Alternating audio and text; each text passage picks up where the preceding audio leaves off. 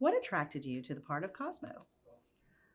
Um, I've been a huge fan of Marvel Cinematic Universe since I was 14, I think, which is 12 years, 13 years ago.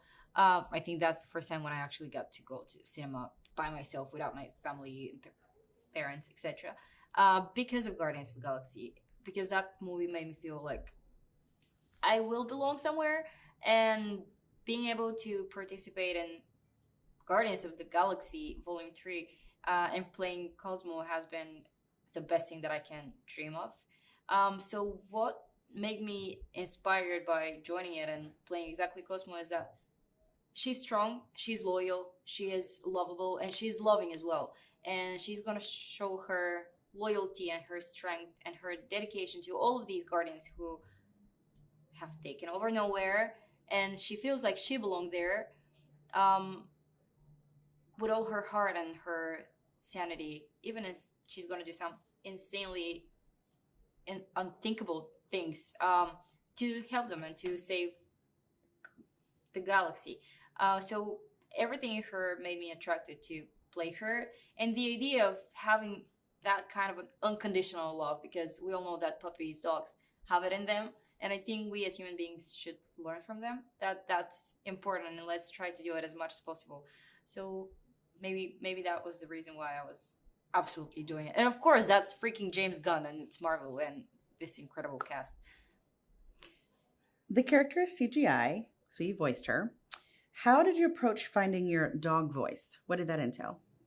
Well, I was trying to play her with so many different voices. Um, so to find the right voice for Cosmo was, let's see which register. I'm not sure, is that right way to say it in English? Tonally, is it gonna be a deeper voice? Is it gonna be a higher voice? Is it gonna be something in the middle? Because she's a prototype of the first dog that has been sent to the Cosmos to the moon, called Laika.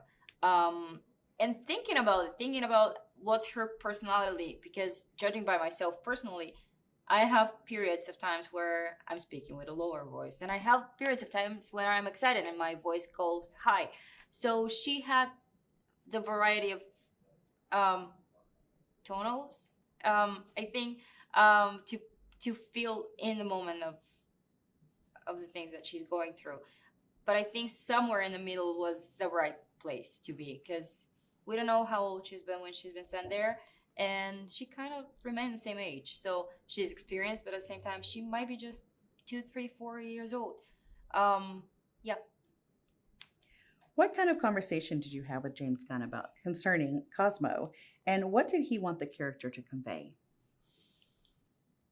James Gunn had been with me every step on the way in this movie, guiding me and making me feel safe and making me feel protected and heard, and made me a collaborator of this movie, which is incredible because we as actors always desire to have a voice, to have a thought that can be heard and seen.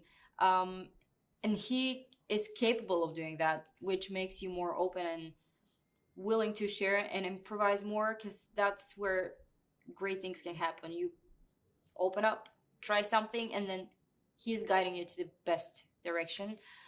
So we did have lots of conversation, and I got to spend a lot of time there wearing mocap suit and just staying over hours and watching all of these people and watching how this whole machine is working.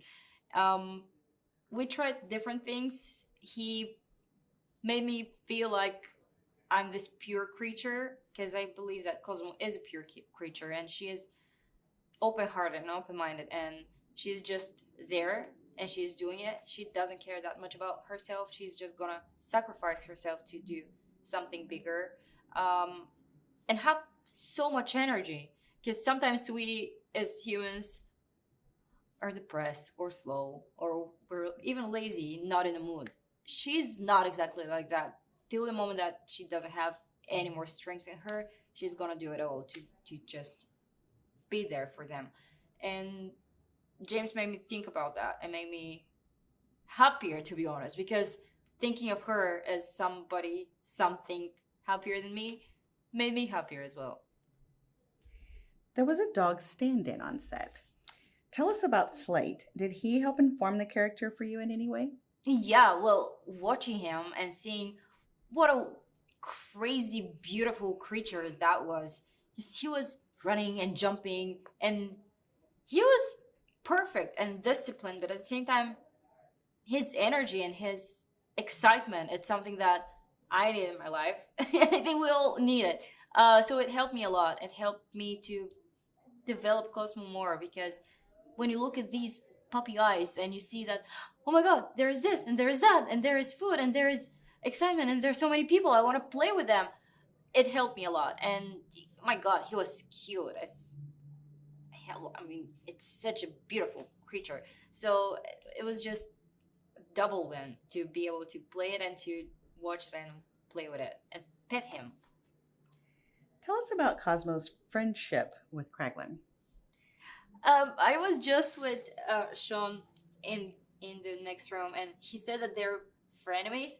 I don't agree with that. I think they're friends. I think there is a bit of a fight in Kraglin's head that I'm independent and I finally have my voice and I'm gonna do good, but I'm gonna be myself mostly. He does care about Cosmo a lot, and he's gonna tell her later that she is not what he said she is. I think I avoided the spoiler. So I think it's a beautiful relationship and a friendship, and they care for each other and they root for each other, and they're gonna protect each other the whole time. So it's like a family. I think they're family and they're soulmates, and you don't usually behave the best way with the closest people around you, so you can dare to be a bit rougher with them, to be more direct, even something that can hurt them. And I think that's kind of a core of their relationship, because they're so closer to each other, to the point that I don't really care. Even if I say something like that, you're gonna forgive me. It's gonna be fine. So they're actually good friends, I think. They're family. What did you learn from James Gunn, and what have you taken away from making this film? James taught me a lot of lessons, and some of the most important lessons are even beyond acting and beyond the movie as art, the movie industry as art industry, or just entertainment industry. It's about existing, and it's about human beings. It's about being a good person and being around good people. Um, it makes the world better, and it makes the art better, because art can reflect life. And if you put something good out there, probably that's gonna make somebody behave better, and we're gonna enter a brand new world where everybody's a little bit better. Maybe I'm just idealistic.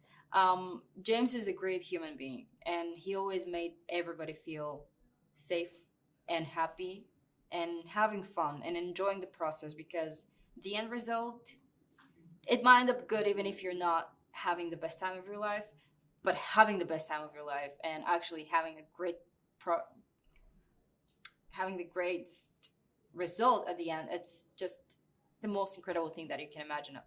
So being a good person, and of course dedicated to your craft, because he is a genius. He is a maniac in the things he's doing. Every single detail, you can see that he is absolutely all eyes and ears on it, to the smallest detail.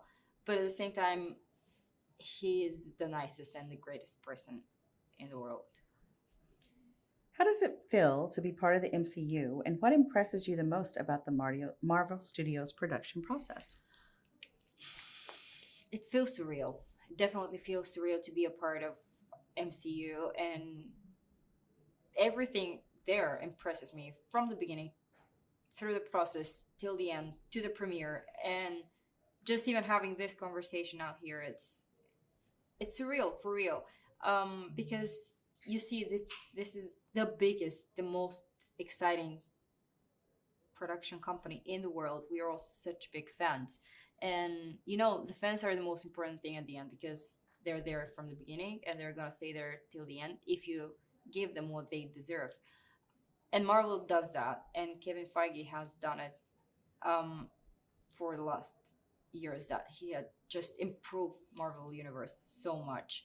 And having projects like Guardians and themes like family and love and loss and going through this and finding your place and finding your creatures, it's something that's a huge lesson, and Marvel does that.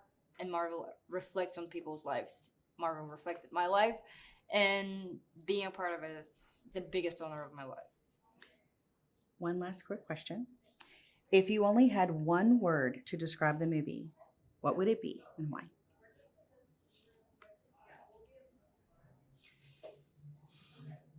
Hmm. Extraordinary. If I have one word to describe the movie, that's a hard question, difficult question.